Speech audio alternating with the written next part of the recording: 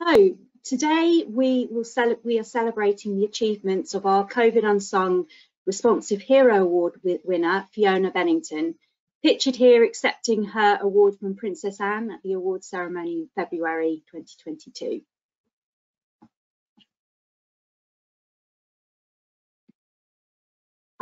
Firstly, I would like to introduce our interviewer for today, Nicola Adamson from AWE. Nicola was one of our AWE judges at the 2022 COVID Unsung Hero Awards. Nicola is the head of Organisational Effectiveness and Development for AWE and is responsible for leading the organisation's culture, leadership and organisational effectiveness strategy. She also oversees the organisation's equality, diversity and inclusion work, which aims to create a safe and inclusive environment for the workforce. These initiatives help make AWE an attractive place to work. Nicola has over 15 years HR experience working for large UK brands in roles that include learning, talent, organisational design and resourcing. Nicola, over to you to introduce our winner. Thank you very much. I'm delighted to introduce Fiona Bennington, who was the head of research and development at Snuggle, a baby company product organisation. Hi, Fiona. So when the pandemic hit, Fiona was furloughed and pretty much kicked off Hero Shield almost the same day, and now runs all sorts of programmes for not-for-profits called Catalyst in Belfast to help raise ambitions and opportunities for innovators and creatives and people who are building startups. Hi, Fiona. Hi, Nicola. Nice to see you again. Got some questions for you that we're going to talk through today. But first of all, let's kick off with, can you describe the work that you did to win the award, please? Sure. Yes, you're absolutely right. I was basically furloughed on the Thursday, and on the Friday, I was trying to think about what I could do with my time that would be useful. And I was indeed working for a great baby product company called Snuggle in Newton Arts here in Northern Ireland as the head of R&D. We were working very closely with China. A lot of our manufacturers were in China, and we have partners and friends out there too.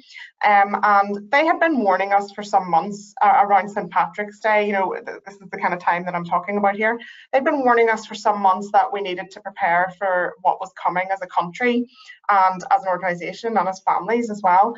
And we just had been hearing this for weeks and weeks and not really seen any action on the ground or by the government. And we just kind of maybe felt it wasn't really being taken seriously as a risk. When I was put in furlough, I considered joining a response project as a volunteer, and I sat down and talked to the CEO of Snuggle about it. And by Friday, that was on the Friday, and we kind of thought, let's make PPE. We can do this. We know what to do. We know how to make products compliant. We can design things very quickly. We're used to it, and we know how to coordinate projects like this. Like, we can just do it. So we kind of leapt in feet first, and we didn't know how we were going to fund it or anything. Kind of the CEO, Adam, really led that side of things. Like, I'll figure out how to pay for it, Fiona, if you can figure out how to design, make it, coordinate, that sort of stuff. So on Friday we had the idea. By Monday we were ready to manufacture, and by that I mean the design had been iterated. I brought a 3D printer home for the weekend. We went through about 20 or 30 different prototypes of what it could be and how to make it fit appropriately and make it compliant and all of that stuff, and also easy to manufacture in such a way that it could be shipped in a very lightweight, easy to pack way too, so that people can assemble it once they've received it, and that it was suitable for the likes of autoclaving, so it could be reused too. We then, once we got manufacturing up and running that week, we after that point distributed hundreds of thousands of free face shields with the help of over 30 different companies. So I don't want this to seem like a Fiona only project. It was a big consortium of people from north and south of the border here in Ireland, helping to supply materials or move things from place to place or pack or deliver everything that we were manufacturing. And once we had things stabilized a bit, we started to share the design and the compliance info both across the border in the south of Ireland, because we couldn't make enough up here to serve the whole market, and also with organisations like Engineers Without Borders, so that they could go and implement the local manufacture in whatever regions where they needed PPE too. We did eventually manage to win an NHS contract for it, and we freely handed over the product to our two main manufacturers, who then were able to keep their lines open, keep staff on, and a percentage of the profits from that work then got fed into the not-for-profit and helped pay for all of the work that we'd done before, but the excess of that was all donated to mental health support for NHS staff. So it was a chaotic project, but I'm very glad that we did it. We all learned a lot, and one of the big takeaways for me was the power of the collaboration there. You know, that this project would not have been possible if all of those companies didn't have kind of one goal, one united purpose. Yeah, absolutely. It sounds phenomenal effort from you and your colleagues. What was it about the pandemic that inspired you to deliver exceptional work?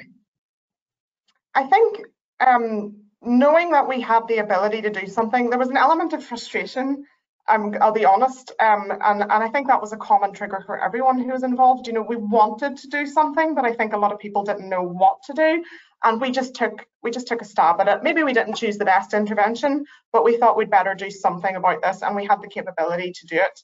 I think the general feeling at the time was that everyone wanted to help, and because a lot of us had families that were close to the front line. I have two immediate family members who work on hospital wards, and they're close contact with people. So it wasn't a hard sell to get people involved. Brilliant. And tell us a bit about your previous background, your career and your education, sort of that attracted you to your field. Have you always been in research and development? Has that been your core focus, or? Yeah, I think I was thinking about doing something like medicine or veterinary work in school. I think our careers advice was not amazing. We were given the choice of doing something medical or doing something legal, basically. And I think that's probably still happening in schools, unfortunately. And it was two things happened to make me change my mind. One was a close family member pointing out that if I didn't make things for a living, I would probably hate my life. And there was probably some truth to that, because I was always making things. And the second thing was a little newspaper article just in our local newspaper about a teenager who'd made an evaporative cooling fridge for vaccines. And it just hit me so powerfully how that one idea could help so many millions of people in one go, whereas maybe if I was to be a doctor, I could only help one person at a time.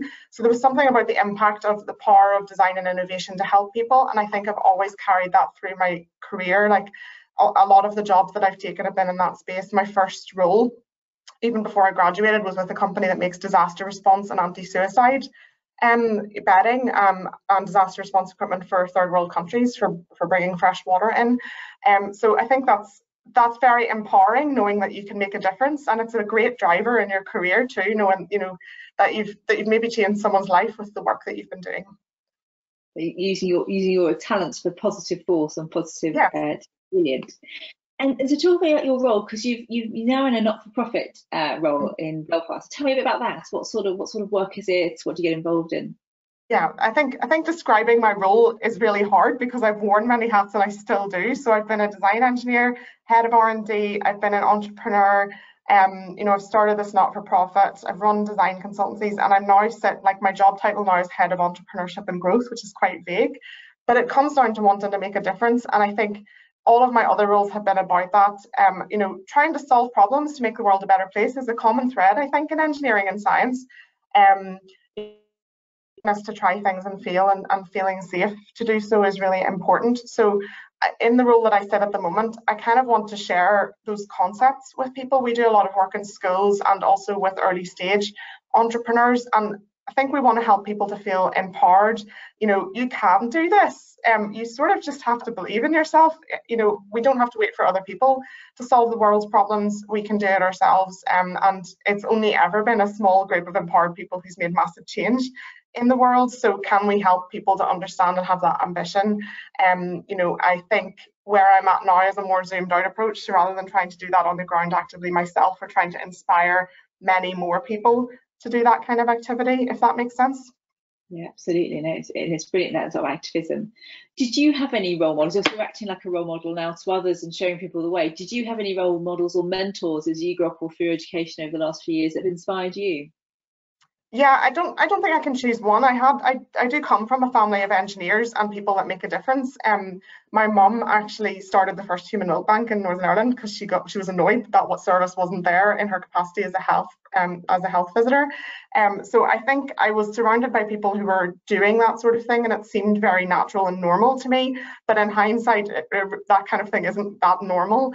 And the other thing that I'm also very grateful for is I've had a string of really great, encouraging employers.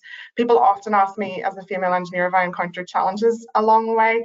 Any challenges that have appeared have normally been knocked down by my employer. So I have to say there's a lot of power in the community there, you know, in the people that you work with, being aware of what those challenges can be, and, you know, seeing a person for a person and the talent that they have, rather than what gender they are or even where they're from.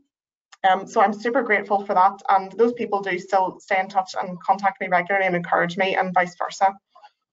That's amazing. Coming from such an inspirational family is fantastic. And you know, looking at the projects that you've been through, in particular, the most recent one for Hero Show, would there be any lessons from the project that you would take into future projects? Yes, I think I touched on this earlier. Certainly the takeaway for me has been the power of collaboration. Like I said, we couldn't have done that. We literally could not have done that project on our own. We didn't have manufacturing facilities on site, so that was a major barrier. But we were able to coordinate it and to you know, kind of instigate it. So for me, it was the power of collaboration. It's so powerful, and we're not great at it. But I'm determined to encourage it in my new role. I think basically we're bigger and better than the sum of our parts was the big takeaway for me. And I was also amazed at how willing people were to contribute. I think there's this feeling that businesses are always at loggerheads with each other, but there's opportunities for us to like align and do bigger things together.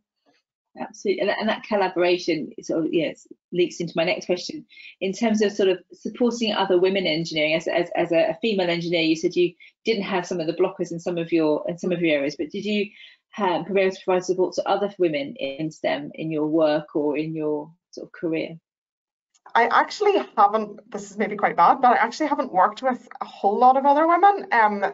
Okay, more recently that has been the case, thankfully, and it's been fantastic to do that.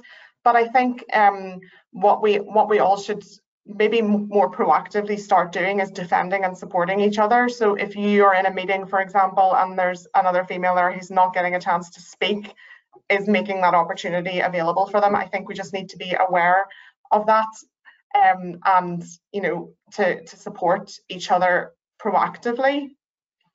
Yeah, absolutely. Allyship's critical, isn't it, to making sure that we all support each other. And in engineering, we know how hard it is to sometimes find fellow female engineers. If you could change anything about your industry in terms of diversity and inclusion, what would it be? More of it, I think it's fair to say. And I mean people from, and I'm not just referring to gender, but people from all kinds of backgrounds. And the reason for that is, and especially in my role at the moment, we see some amazing ideas come from people that wouldn't be the cookie cutter entrepreneur, because they have a very different perspective and because they have empathy with the market that they're targeting. You know, maybe they are the person who this solution is designed for, and we need to be aware that you know, we're not just frankly designing solutions for white middle-aged men. You know, there's quite a lot of other people out there too. So you know, and a lot of buying power too. So you know, thinking about the future, we do need great diversity, both on the ground in innovation and also the decision makers who kind of click yes or no on a new idea as well, just because that has to wash through the whole system. And I think it's happening. I think we're making moves in that direction, and it is really exciting. Absolutely, it's definitely moving in the right direction. And obviously, WISE, who we're working with today, what do you think they can do to increase the profile of women in STEM? I think one thing that's really interesting about the degree that I took was it was brand new. I think our cohort on the degree was the second that had ever come through. It was brand new at Queen's University in Belfast, and it was actually designed to do two things. And one was to make the graduates more employable. So they went and spoke to businesses and found out what businesses want to see from graduates. They wanted to see more creativity, soft skills, being able to present and pitch an idea, you know, to think outside the box. Essentially, they wanted to see that in engineers. But the other thing that the degree designers wanted to do was to encourage more females into engineering. And I think there's something about that I didn't know that at the time, but there's something about embedding the soft skills and creativity into these spaces that might attract more you know, more diverse cohorts of people in. And I think we need to be aware of the language that we use and the design of our existing systems, programs, everything, our education, and make sure that that is targeted in such a way that it's for parity and not just for one cohort of people. Absolutely, it's the micro language, it's the small things that really start to add up, and looking at it in a much different way.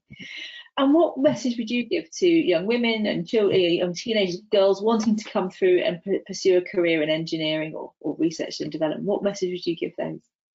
I think what changed my mind, I don't know if this would work for anyone who's listening here, but it's not, engineering might not be the picture that you have in your mind, because we've for hundreds of years we've been perpetuating this image that engineering means heavy engineering, and that means, you know, bridges and cars and infrastructure, and it can mean that, but it can also mean there's a very soft side to engineering where we need to understand people, we need to have empathy, and we need to design products to make the world a better place, and those can be all kinds of things. And I think, you know, that encompasses so much space. It's so exciting actually, and I think we've in the past only given one perception of what engineering can be, and I think that's the case for many other disciplines too. It's definitely the case for science and research. We do need a diverse range of people in there, but we need them coming up with diverse possible solutions too. It doesn't have to be about, you know, it's all steel, it's all metal, it's all, you know, moving concrete around. It doesn't have to be about that. And there is probably a flavour or a direction, a path of engineering and science that is for you and probably tailors to what you're passionate about, what you care about, and what you're interested in. It's so diverse. And I think that's the message I would like to get across is, you know, explore it a little bit, see if there's something there that fits you, find out if other people are in a space that fascinates you before you would turn away from it as an option. Brilliant advice. It's much more diverse than everyone thinks, and I think, yeah, that's a fantastic message. And finally, Fiona, what's happened is you've obviously won your award. Has it impacted through your personal life or your work life, having the Responsive Hero Award from the WISE ceremony back in February? I did receive a great number of very kind messages from people that I haven't heard from in a long time, and that's been really lovely. But I think one great benefit of the award has been the publicity around it and the opportunity to share that message of what we can do as women in engineering, and also like I mentioned earlier, the great plethora of opportunities within this space in STEM, and you know, how you can make the world a better place. Less so about my story and more so about that theme of all the people who were involved in the awards and the amazing things that they did that, you know, weren't necessarily being seen by others. So a big thank you to you know, WISE for putting this together and for shining a light on these people that did these activities in the pandemic, because I was frankly really inspired by the people that I met on the finals night, and the amazing things that they did. And you know, maybe we are all guilty of hiding our light under a bushel and not talking about what we're doing, and maybe we should be doing more of that to inspire the future generations to take this path along with us and to join us on this journey. Absolutely, it was a room full of inspiring, brilliant women, and it was humbling just hearing the stories that came out, and yes, there were so many brilliant stories that came out from the efforts put in by women across the country and from across Europe that came forward. So it was a great night. Fiona, thank you so much for your time. Lovely to see you again, and congratulations once again on your Responsive Hero Award. Absolutely well deserved, and brilliant collaboration and effort into the COVID Unsung Heroes. Thank you so much. Thank you so much, Nicola. Lovely to see you again. Take care. And I just wanted to say on behalf of WISE, thank you to both of you, both amazing and inspiring role models, and thanks for sharing your experience today, Fiona, with us. Not at all, it was a pleasure. Thank you for having us.